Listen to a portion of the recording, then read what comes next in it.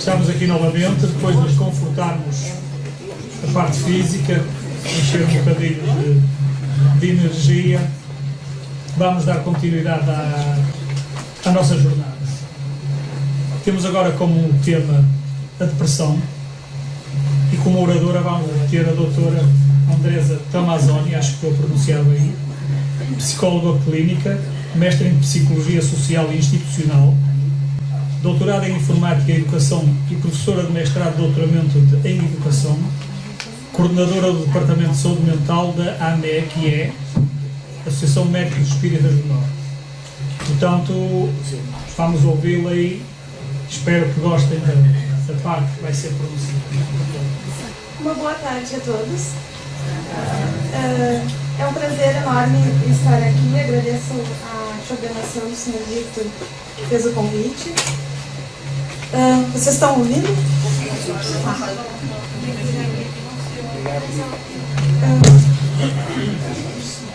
Então, meu tema é depressão, a visão espírita, e depressão, de alguma forma, já foi falado anteriormente pela doutora Inês, e são temas que vão se interligando, né?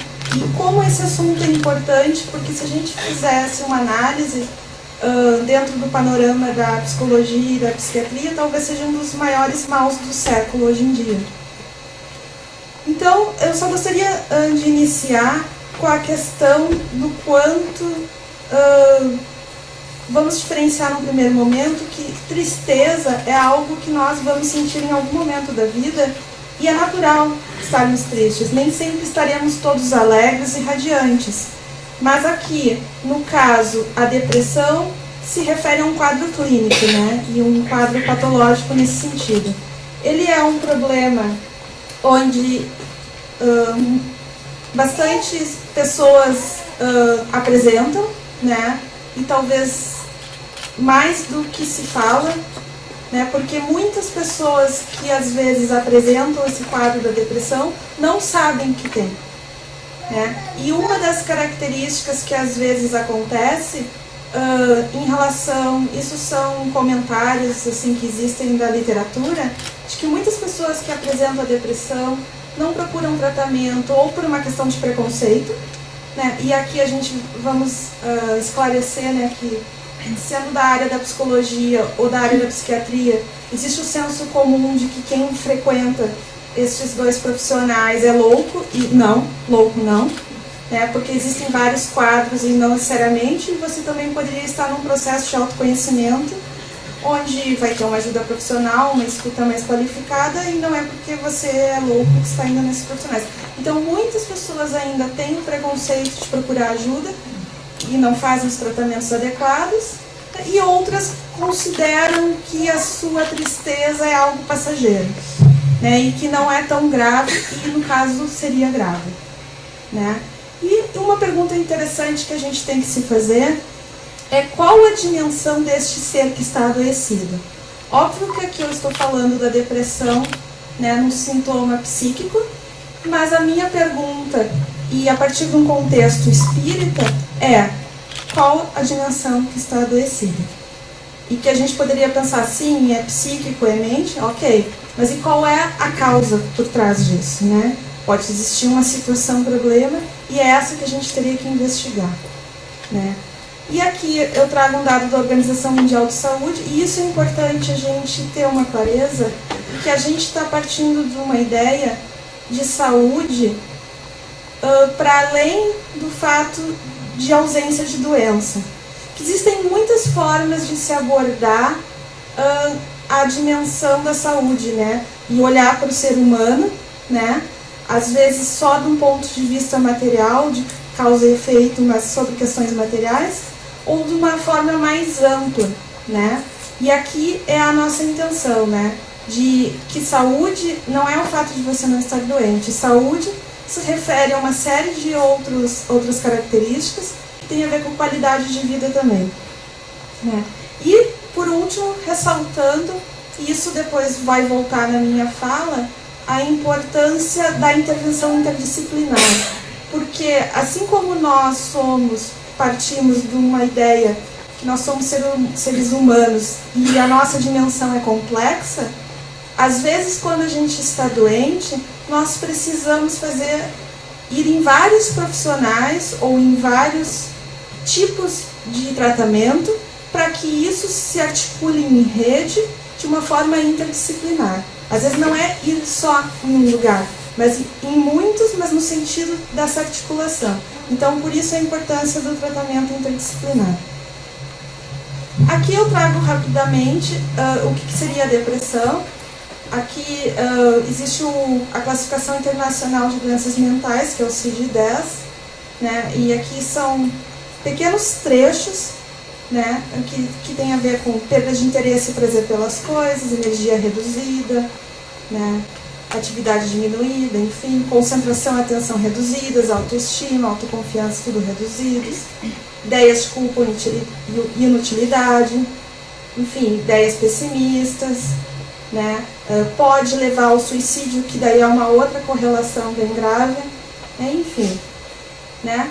E se coloca, mas o que eu quero salientar aqui, existe também, dentro da área da psicologia e da psiquiatria, o DSM, que é o Manual Diagnóstico Estatístico de Transtornos Mentais.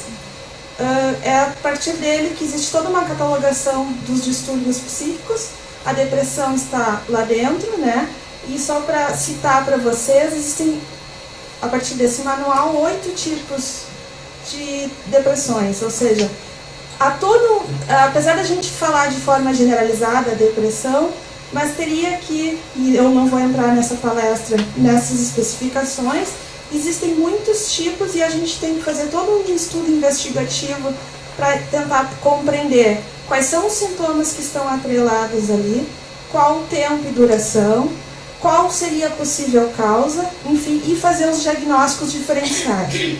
Né? Só para citar assim, de uma forma mais ampla, tem o transtorno depressivo maior, que talvez seja esse que a gente associa quando a gente fala em depressão, depois tem a distimia, enfim, tem depressão por questões medicamentosas e tem também depressão por questões que não são especificadas, ou seja, não tem causa aparente. Para mostrar a complexidade que é ter esse diagnóstico, saber exatamente qual é o que você tem e quais são as relações que estão ali em causa. Aqui eu coloco como causas da depressão, mas isso não foi baseado nesses manuais, né, que é o que a gente usa. Eu fiz aqui de uma forma mais simplista e didática. Ela não abarca tudo, porque a gente não poderia reduzir a depressão a essas 4 causas, mas é só uma tentativa de organização do pensamento para tentar, né, de alguma forma, avançar. Então, a gente poderia tentar entender ela a partir de um fundo orgânico, e no fundo a depressão, ela se refere à questão da deficiência de neurotransmissores, como já foi falado também, ou seja, o nosso cérebro ele é eletroquímico e os neurônios precisam se comunicar, quem faz essa função são os neurotransmissores, há uma baixa desses neurotransmissores e justamente os remédios antidepressivos vão atuar nessa reposição. Essa é a grande função deles. Depois nós poderíamos dizer as questões psicológicas, né, incapacidade de lidar com os problemas, enfim, uma fragilidade emocional, mas não que, por exemplo, a fronteira entre o psicológico e o social aqui é uma fronteira muito tênue, né, porque aqui eu teria um motivo, entre aspas, um desemprego, um preconceito, problemas familiares, etc. Ou seja, essas coisas elas se misturam. E aqui eu trago a questão de um ponto de vista espiritual, que poderia estar também relacionado, que seria a questão da obsessão ou da auto-obsessão, que também em muitos casos é presente.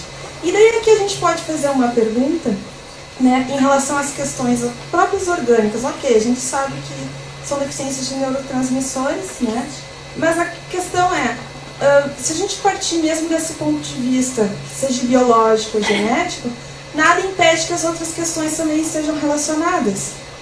Né? Então, esses fatores eles se misturam.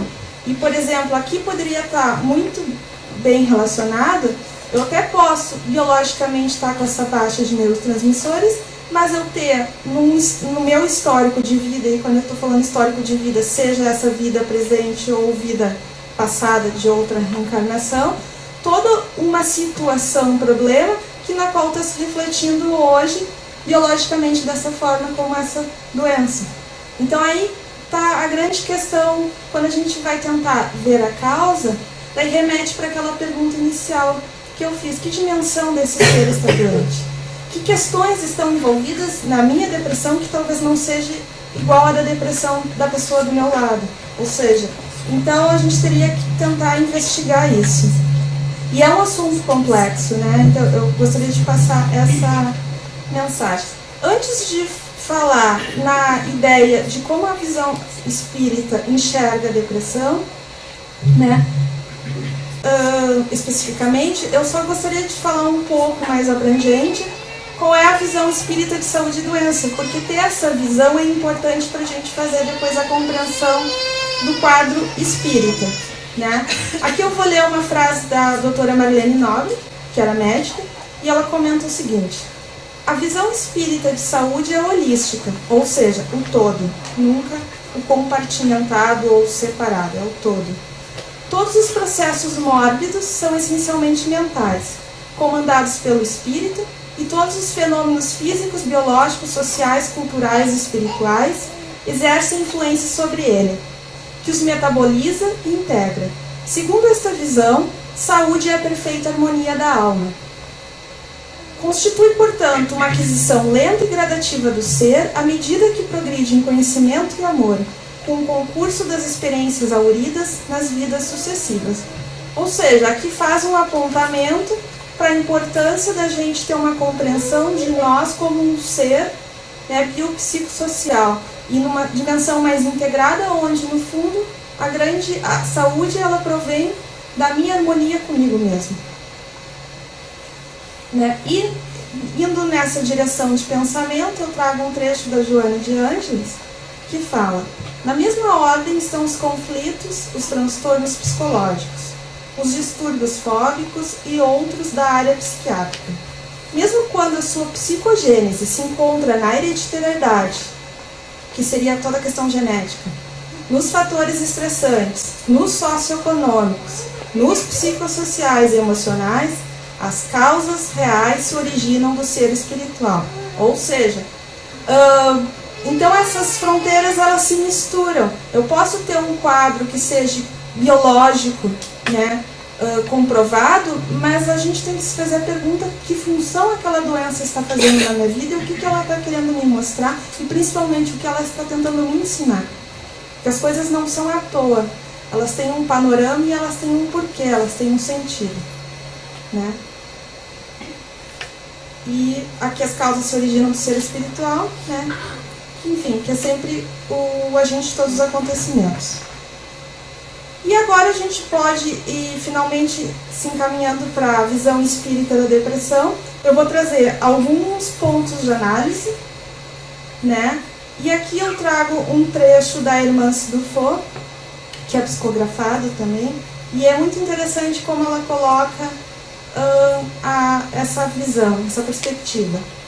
À luz da imortalidade da alma, as referidas depressões são como uma tristeza do espírito, que ampliam a consciência de si mesmo, um processo que se inicia, na maioria dos casos, antes do retorno à vida corporal, quando a alma, em estado de maior liberdade dos sentidos, percebe com clareza a natureza de suas imperfeições, suas faltas e suas necessidades, que configuram um marcante sentimento de falência e desvio das leis naturais. A partir dessa visão ampliada, são estabelecidos registros profundos de inferioridade e desvalor pessoal, em razão da incipiência na arte do perdão, especialmente do auto-perdão.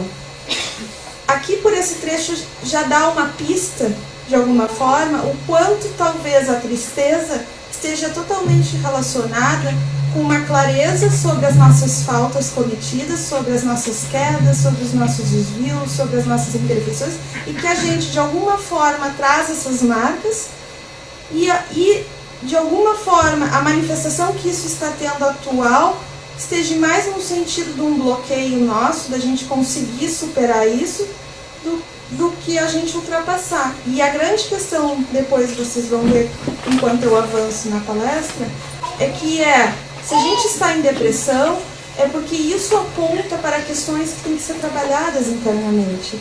E é justamente se a gente está com essas questões, é porque a gente tem a capacidade de trabalhar elas sim e de superar. Né? Mas a gente vai ter que, vamos dizer assim, mexer na lama. E a lama tem coisas sujas. E são faltas nossas, entende? Mas é uma questão da gente ter esse enfrentamento, né? E saber da importância dele.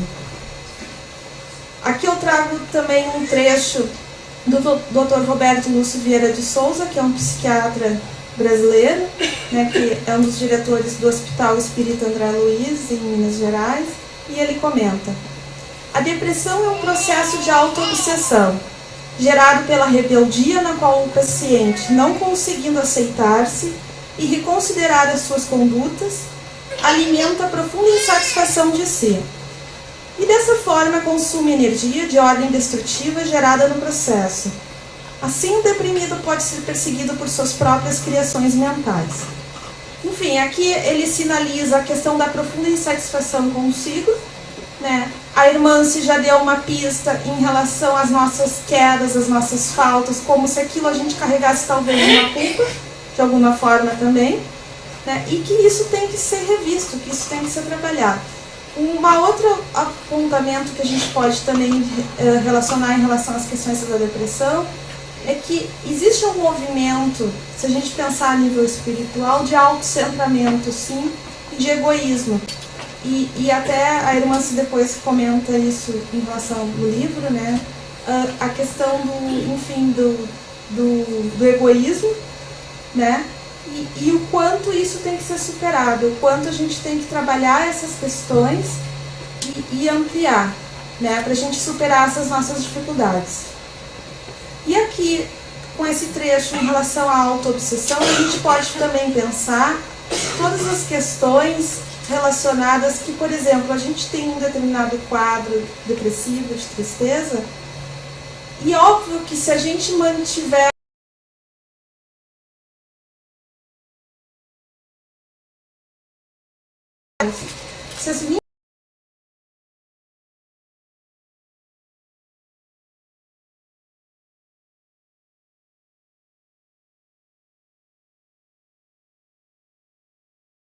eu vou atrair companheiros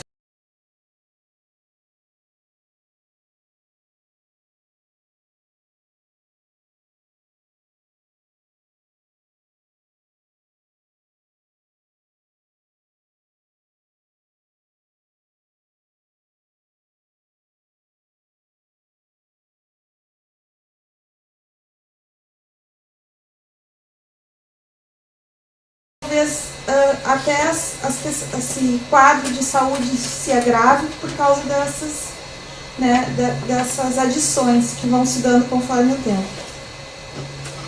E aqui eu vou me direcionando já para o final da palestra e eu trago as terapêuticas, né? Que terapêuticas a gente poderia ter em relação a esses assuntos?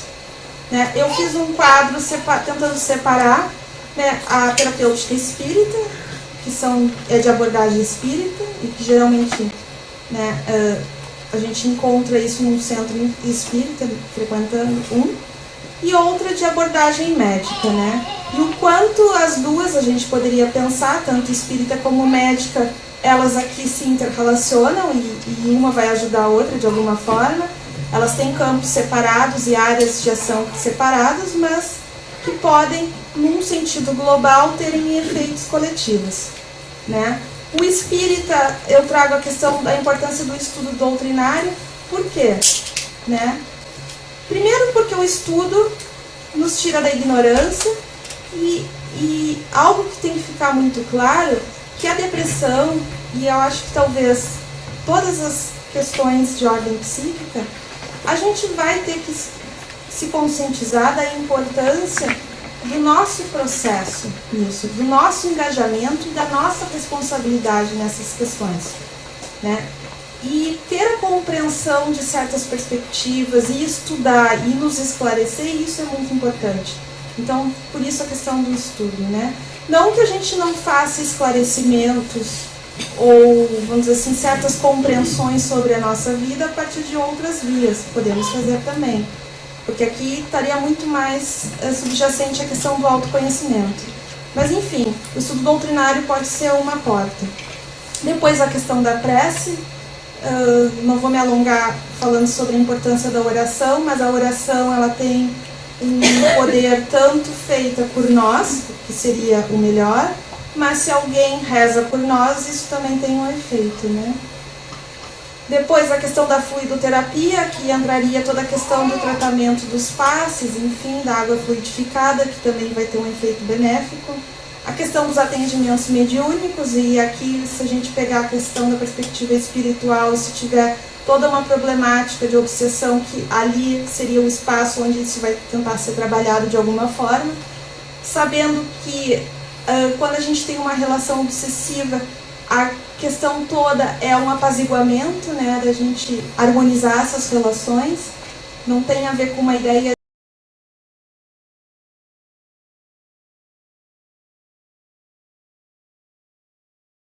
do atendimento fraterno, que um centro espírita também geralmente oferece, que não deixa de ser uma escuta amiga, enfim, que possa auxiliar em algum momento, e muito importante, atividades de promoção social.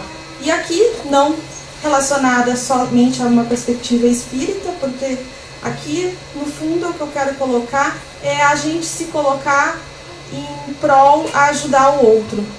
Porque, às vezes, quando a pessoa está muito deprimida, justamente porque foi falado que ela possui um autocentramento muito grande, ela não consegue perceber e nem ter a noção do tamanho da dor dela. Mas às vezes a gente acha que a nossa dor é a maior, mas olha para o lado e a dor do outro é maior.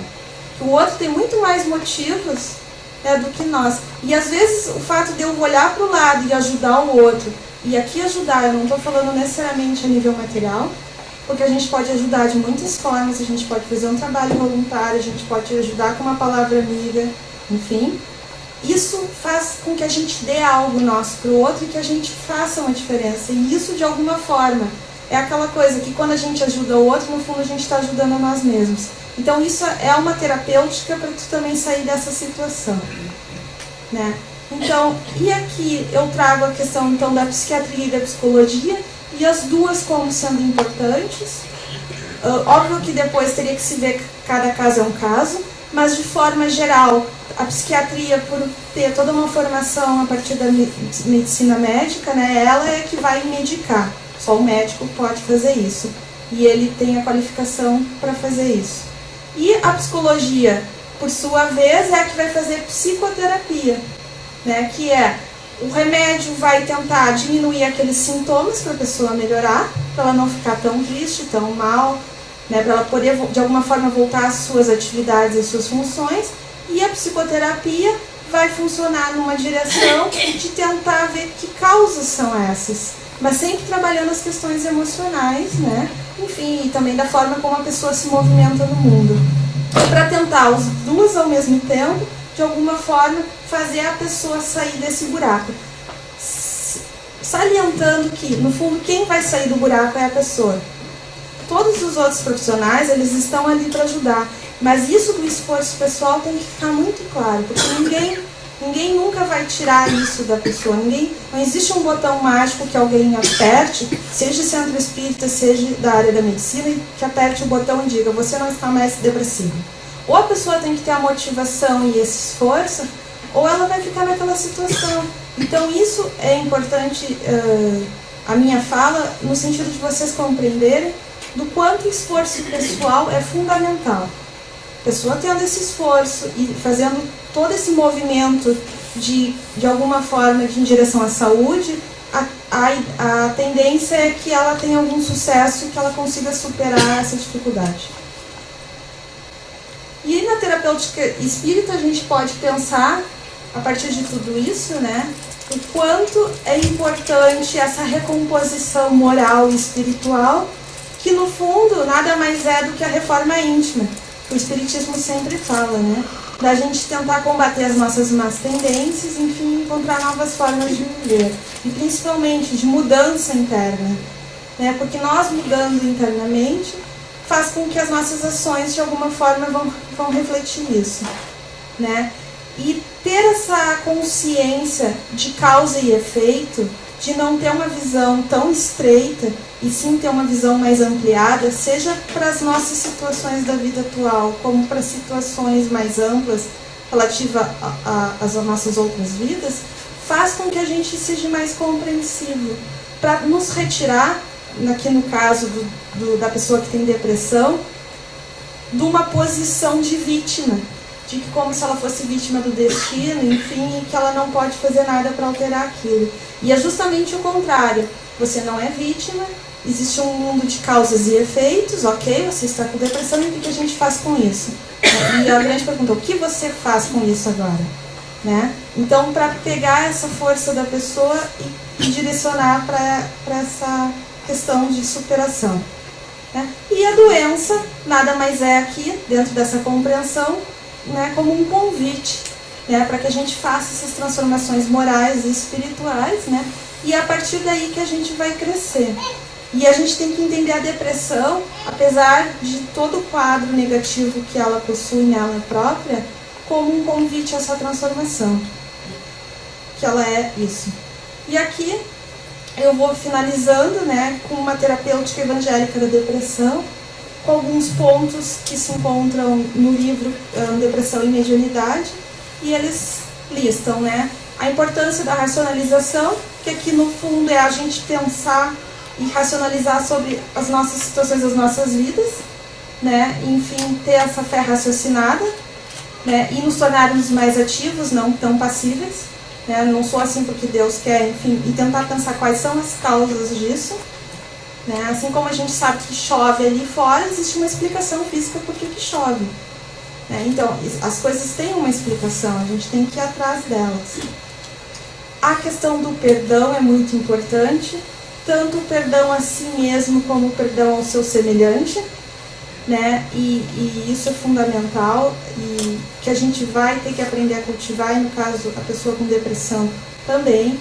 A questão de não se desesperar, e aqui tem a ver com a paciência, porque tudo tem seu tempo e a sua hora, né? As coisas não são na hora que a gente quer e do jeito que a gente quer, e o antidepressivo não. A pessoa depressiva tem muito disso. Ela tem uma característica de que as coisas têm que ser do jeito que ela quer. E como as coisas não são, e não são para ela, nem para ninguém, nem para mim, ela não consegue lidar muito bem com isso, e isso pode vir a levar a uma depressão. Por isso as ideias de autocentramento, enfim, né, que já foram ditas antes. Aqui, busque e veja Deus, então a questão da importância da conexão com Deus, que é o nosso Criador, e que no fundo é uma elevação de pensamento e de sintonia, né, e aqui a questão do pensamento positivo, enfim. Depois, ocupar o tempo com coisas novas e incorporar hábitos novos à sua vida. E aqui tem uma frase muito importante que se diz assim, que não há depressão que aguente uma mente ocupada e mãos que ajudem. E se a gente de repente tivesse essa mini receita para algumas pessoas que têm depressão, é como se fosse uma tentativa da pessoa sair daquela, enfim, daquela imagem que ela possui ou daquela situação que ela possui estagnada. A pessoa tem que se colocar em atividade, ela tem que começar a se mexer.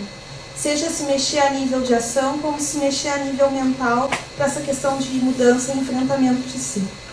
Né? Então aqui são dicas, né? Fazer novas amizades, porque as novas amizades de alguma forma nos colocam em relação com outras pessoas, com outros conhecimentos, né?